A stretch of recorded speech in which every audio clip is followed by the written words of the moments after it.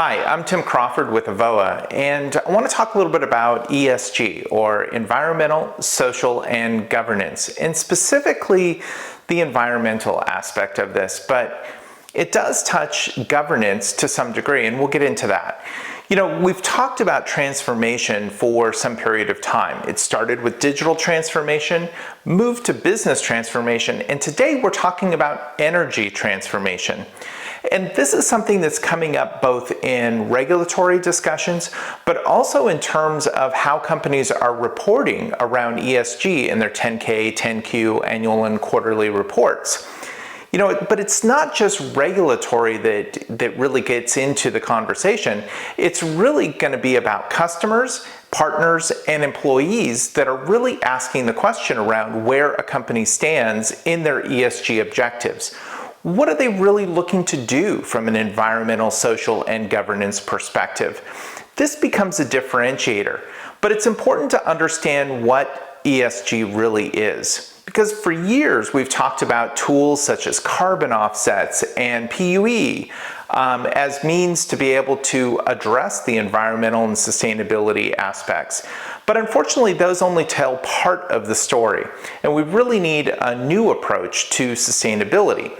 One approach that includes things like renewables into the mix, and also how we think about this increasingly complicated technology environment that we're working in. You know, ESG really requires a different thought process altogether. You know, as you go through the reporting and the tracking around Scope 1, Scope 2, and Scope 3, you start to quickly realize that you must have a holistic view when you think about sustainability and ESG as a whole. It's no longer just picking off piece parts and hoping that you're heading in the right direction. One of the things you'll find as you get into ESG is that it's incredibly data intensive. A lot of the reporting, a lot of the information that comes into ESG and those consequent reports is data. But this data is not necessarily in the same structure and coming from the same sources. And so this is one of the reasons why the CIO, or Chief Information Officer, is a great resource to be able to lead this conversation. They may not be the one who actually owns it or owns ESG, but because of the data intensity as well as having data that's spread across a number of different organizations and groups, it's important that you have someone that can help lead that conversation in a holistic manner. You know, this is also an opportunity too. You know, I mentioned about customers and employees really looking to companies to differentiate on their ESG objectives, but it also has an impact for your board.